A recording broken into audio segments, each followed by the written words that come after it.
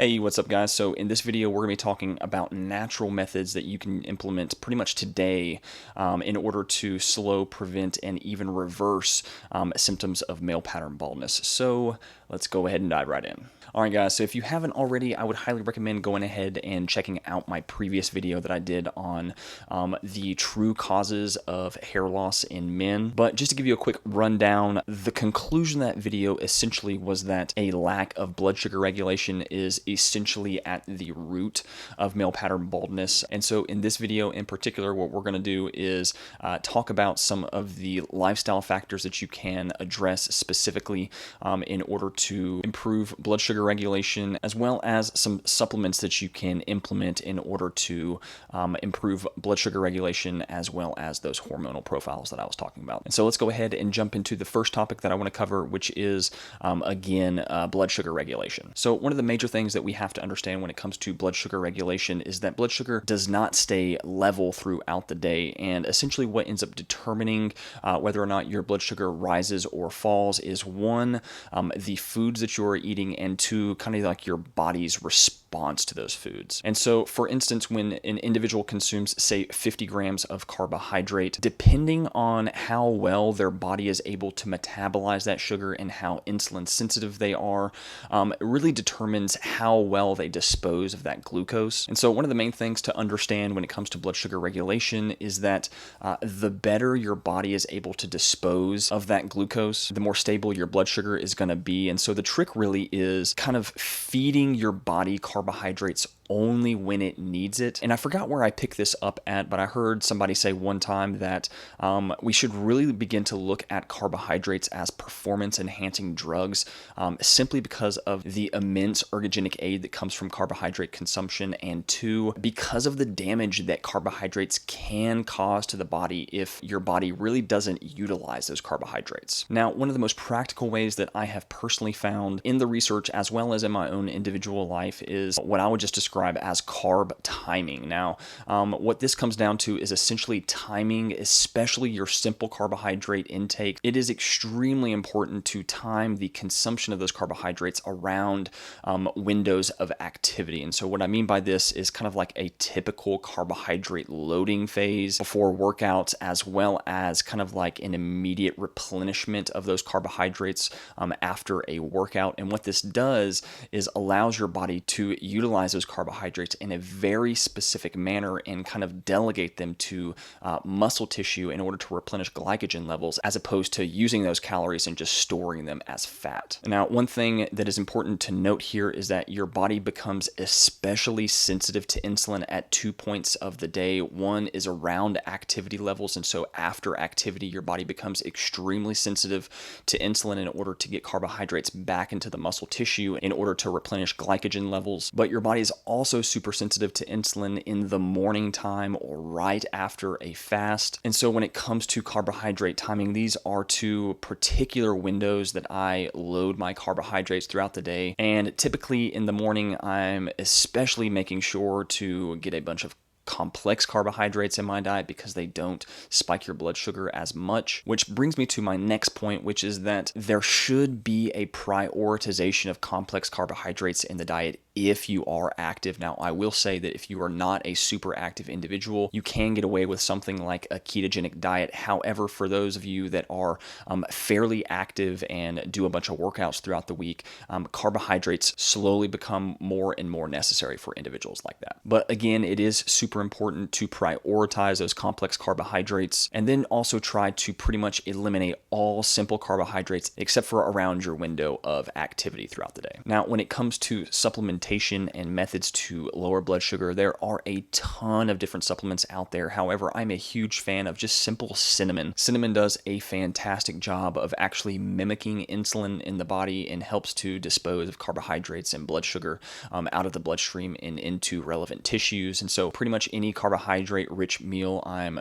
dosing a little bit of cinnamon on top of something in order to kind of help regulate blood sugar. But again, cinnamon is probably one of your better bets when it comes to improving blood sugar regulation. Now, one of the second things that's super important to prioritize in order to slow and reverse the symptoms of male pattern baldness is to simply just decrease DHT levels. And so again, if you haven't seen my previous video that I released last week, I would highly recommend going ahead and doing that, simply because it's going to give you a really good backdrop as to kind of the mechanisms of action of what cause male pattern baldness. But DHT is largely believed to be the most important hormone when it comes to male pattern baldness. And so figuring out ways to slow the conversion of testosterone into DHT does seem to be somewhat of a effective tactic at slowing male pattern baldness. Now, the issue here is that DHT is also extremely important for the development of male sex characteristics, and so the improvement of muscle tissue and just pretty much every other male sex characteristic. And so it's not typically a great thing to just universally destroy DHT levels, because it's going to have a ton of side effects on sexual health and mental health as well. And so the big question is, how can we lower DHT enough to prevent or slow male pattern baldness while at the same time keeping it high enough in order to reap the benefits of DHT as well? Now, the primary way that we're going to do this is by locally reducing the effects of DHT, specifically in the scalp. And so one of the best ways to do this is to just simply topically apply several compounds that we're going to address here in a minute that are going to locally reduce the expression of 5-alpha reductase, which is also going to locally reduce the amount of DHT that's in the scalp. Now, you can also take these compounds orally. However, they do have a tendency to kind of, again, universally reduce DHT levels, which isn't necessarily the best case for most men. Now, some men do require oral consumption of things like finasteride, which are going to, again, universally destroy DHT levels. However, again, doing things like this will also bring about a much greater risk for side effects. Now, the things that I like to use topically as opposed to orally, things like coconut oil, which are extremely rich in medium chain triglycerides, which have been shown to inhibit 5-alpha reductase expression. Things like olive oil, which are super high in oleic acid, which has also been shown to inhibit 5-alpha reductase expression. And then I also love to use things like lavender oil and rosemary, which are two essential oils that have been shown in a handful of clinical trials to slow and even reverse the signs of male pattern baldness. Now, I also like to use peppermint oil because it has also been shown in some clinical trials to be just as effective as modaxonil at increasing blood flow to the scalp and improving symptoms of male pattern baldness. And so this is kind of like just the typical concoction that I put into my shampoo pretty much on a daily basis. Now, there are more potent 5-alpha reductase inhibitors that are out there that can be used topically as well. However, a lot of these simply come in supplemental form, like in a capsule or in a powder, and so I tend to like to use these orally as opposed to topically. Now, when it comes to oral supplementation, my two favorite ones that I have used in the past, kind of somewhat on and off,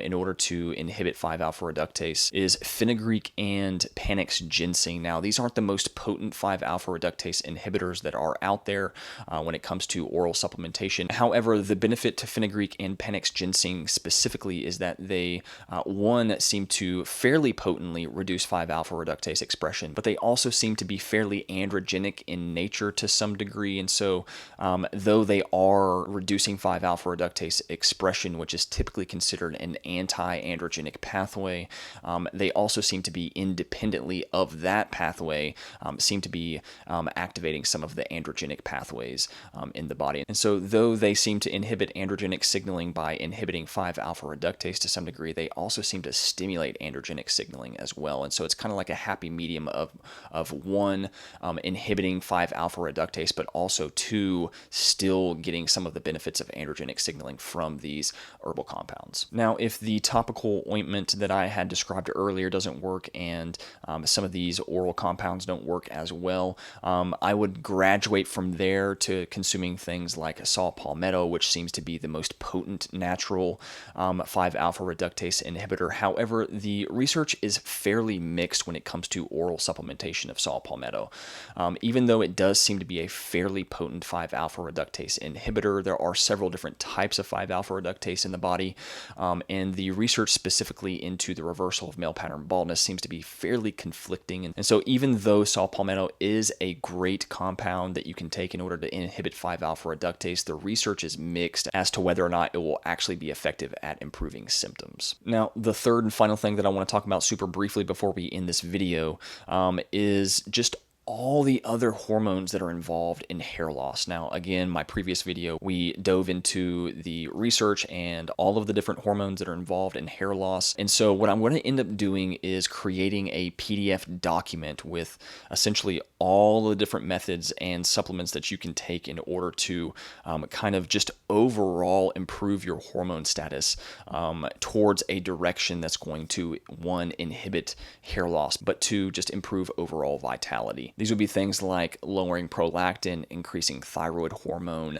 and several other hormones that need to be in check in order for proper hair growth. And so again, make sure to go down to the description, and there's going to be a link down there for you guys to download that PDF that I've been using for several years, and that you can implement pretty much today in order to help slow hair loss. So yeah, I think that's pretty much it today, guys. So if you have any questions, please leave a comment down below, or go to my website, nutralibrary.com.